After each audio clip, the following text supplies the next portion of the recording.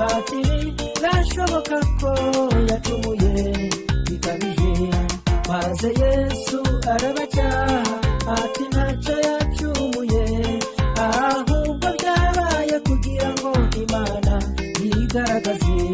Niko kenshi bimera iyi saha itaragera, igihe nk'abantu tureba tukabona turarambiwe, ariko Imana ni nziza mu gihe gikwiriye.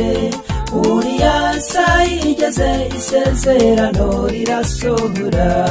Niko kenshi bimera iyi saha itaragera, igihe nk'abantu tureba tukabona turarambiwe, ariko Imana ni nziza mu gihe gikwiriye.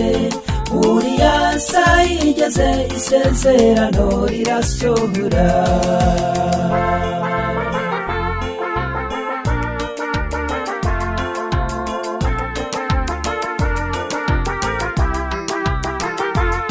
Hari igihe bijya bibaho tugahura n'ingorane, tugatekereza ko Imana yaturetse, ariko n'ukuri iri hafi yiteze kudutabara mu gihe gikwiriye isezerano rigasohora.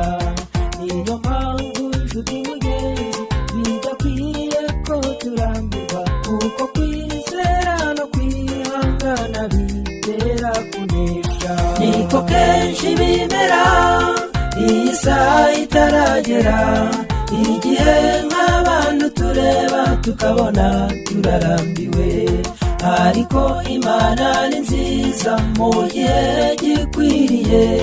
Uriya saha igeze isezerano rirasohora.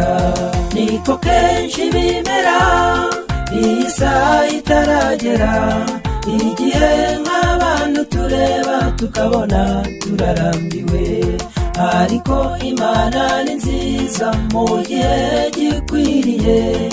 Uriya saha igeze isezerano rirasohora.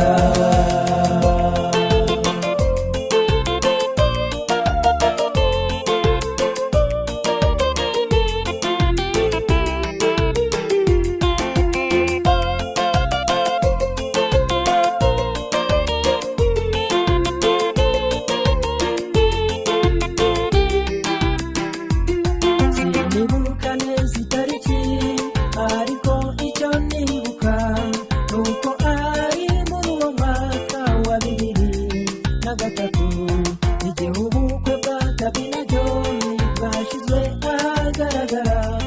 Inshuti ndetse n'ab'imiryango tubasabira kuzarukomeza, turabashimira nta buryarya kubwo kwihangana mwagize. Uwiteka nawe abirebye ati oya nanjye ndamubahaye. Agira neza Cyuzuzo Jyana Samweli, uraho neza urakaza neza. Agira neza Cyuzuzo Jyana Samweli, uraho neza urakaza neza. Warakoze Yesu wowe wamuduhaye, agira neza arakaza neza. Warakoze Yesu wowe wamuduhaye, icyubahiro kibi cyawe